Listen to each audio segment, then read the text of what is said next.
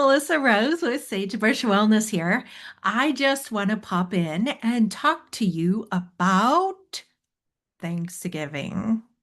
So, you're going to see me glancing down. I've got all my notes. I want to make sure that I cover some very specific things for you because if you are really working on recovering from some sort of an autoimmune or chronic illness, or you know you've got specific food sensitivities and you're getting ready to go to the family Thanksgiving holiday meal, sometimes that can feel so scary and you don't even want to go because you don't know what's in the food, right? And food is such an important part of your recovery journey.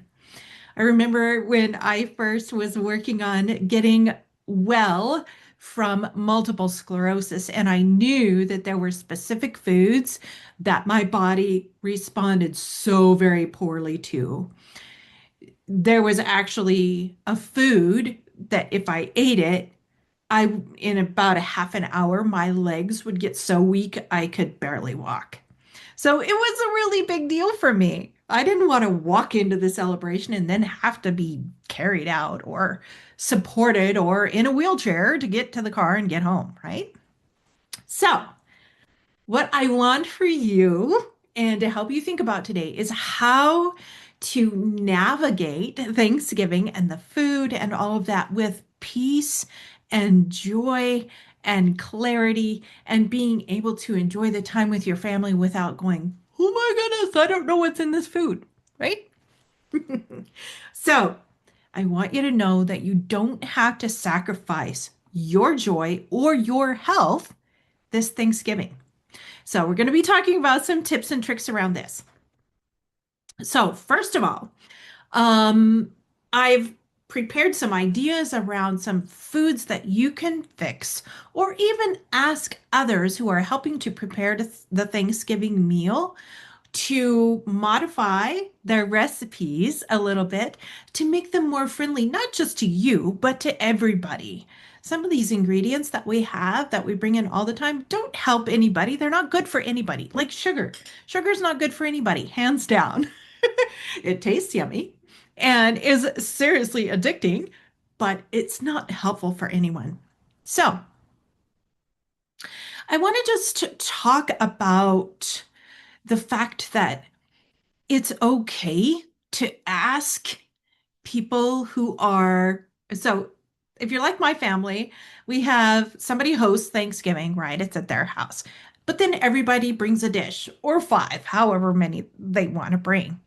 And one of the hardest things can be to say, look, I am really working on my recovery journey, and these foods, these specific foods or these specific ingredients are not helpful for me.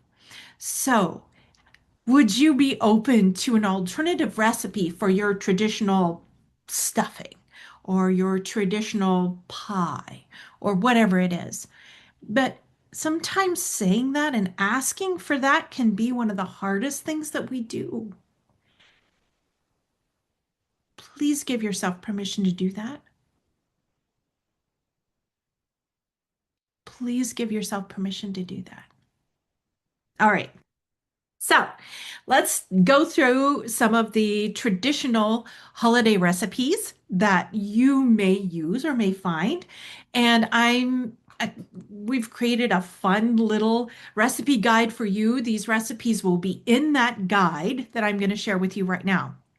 So let's think about a turkey. How do we do a turkey in a way that is really, really gut friendly, really supportive to whoever eats it, right? It tastes good and it's not going to have ingredients that really can mess with your body.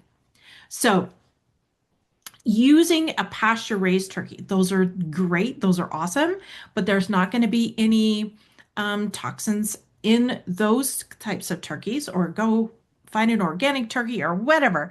Make sure that your turkey, your actual bird, is good.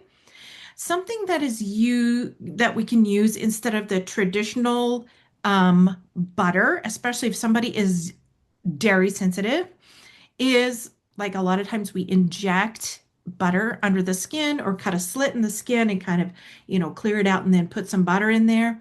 We can use ghee instead of butter or coconut oil. Both of those are really great. You can mix herbs in there just like you would in the butter. Still has a really nice moist turkey.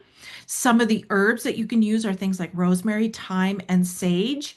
All of these taste amazing with a turkey. You probably already use them, but they are also anti-inflammatory and gut supportive.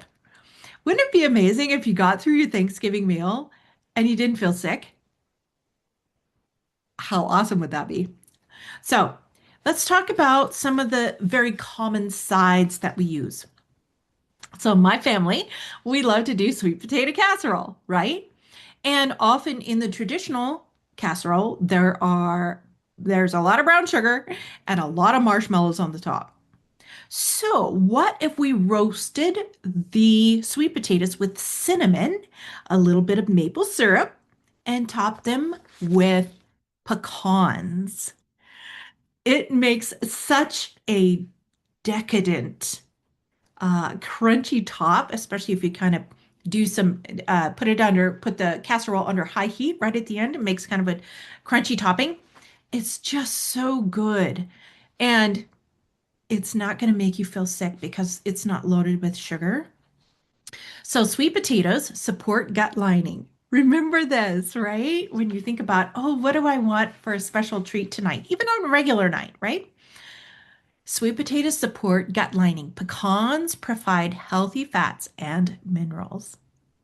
And the maple syrup is not inflammatory like sugar would be. Let's talk about another side that's common, Brussels sprouts with bacon.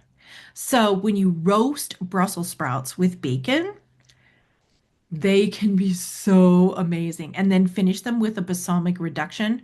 Oh my goodness. You can also add pomegranate seeds or dried cranberries for some brightness and some crunch and some tart. Oh, it's so good.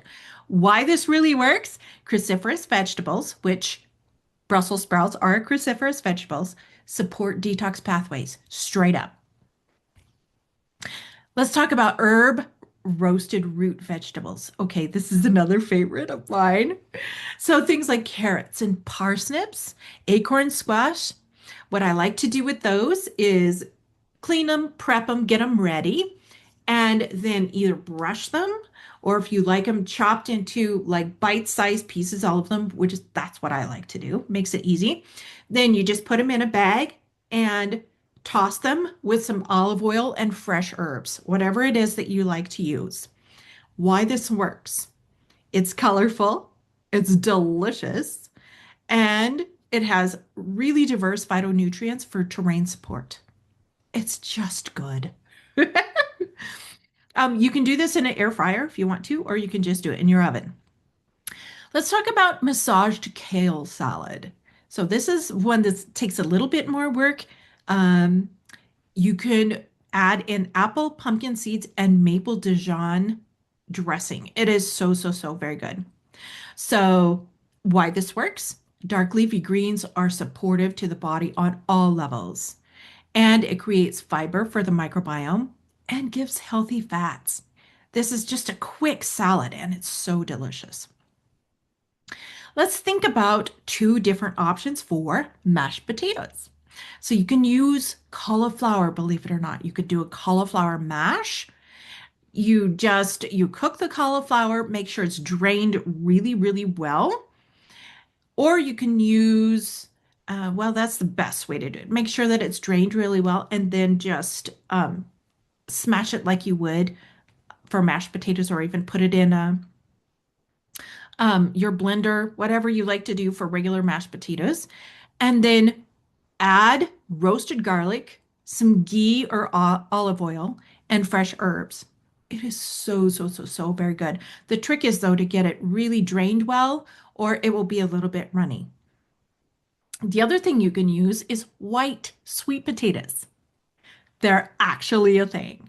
You can cook them up just like you would regular potatoes, add in what you would do with regular potatoes. They're a little more fibrous, they're a little bit different taste, but they're really delicious. Let's talk about gravy that won't wreck your gut. So we can use the turkey drippings, add some bone broth, and use arrowroot powder or a gluten-free flour to make the gravy instead of regular flour.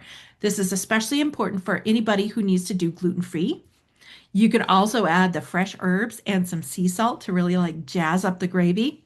Why this works? It's collagen rich, gut healing, and there's no gluten. So let's talk about desserts. Oh my goodness, my favorite part of Thanksgiving, right? So we can do grain-free apple pie.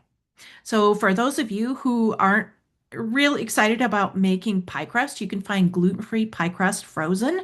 I get mine at Albertsons. I don't know where you can find it in your area, but you can use almond flour crust and coconut oil to make a delicious gluten-free crust. There are tons of recipes. We'll share one here. And you can prepare your apples just as you normally would. Lightly sweeten them with maple syrup and cinnamon. So cinnamon is it's a sweetener. You can put some cloves in there if you like that, or whatever you want to use for your spice for your apple pie. And then you can serve it with coconut cream. Something that we don't often think about is you get coconut cream in a can. Make sure it's a BPA free if you can. Put that in the refrigerator, make sure it's good and cold. So when you're ready to make the coconut cream, you can actually whip that coconut cream and put a little sweetener in it. I like to put just a touch of salt and a little bit of vanilla, and then either maple syrup or whatever kind of just nice sweetener that you want to use. Don't have to use a lot. It is much lower sugar or zero sugar. It's no gluten and so absolutely delicious. Something that I like to have kind of around when I'm making this type of meal is just bone broth, right? I like to make it a week ahead of time. You can serve it as a warm starter. You can put all kinds of fun herbs in there, make it yummy. And it really sets the stage for digestion and supports gut lining. So we're going to share these recipes with you. It'll be with this video, but I really want you to think about, oh my goodness, what if we could have Thanksgiving and not feel sick afterward, right? So I'm going to talk to you just a little bit about some mind shifts that need to go with this because, breaking tradition and asking for help or asking individuals to use different ingredients can be a tough thing, right? So very tough, especially if you're not the one hosting and calling the shots on what foods get made, right? So this isn't about deprivation. This is about abundance for your body. And we have to think about what are we doing and how important is our recovery journey, right? But then outside of that, when when I started doing foods like this, meals like this, and cooking them differently, a lot of times my family would say, "Oh, I like this better than the other one," or "Wow, the old whatever recipe it was used to make me feel so I loved it, but then afterward I felt sick." So this is really not just serving you, it's serving everyone who's going to be present at your Thanksgiving celebration. And I'm having trouble turning my page on my notes. You're not the difficult guest. I want you to really kind of think about this. You're the person who's being intentional about building health that lasts. Let that settle in, accept that, and own that as your truth.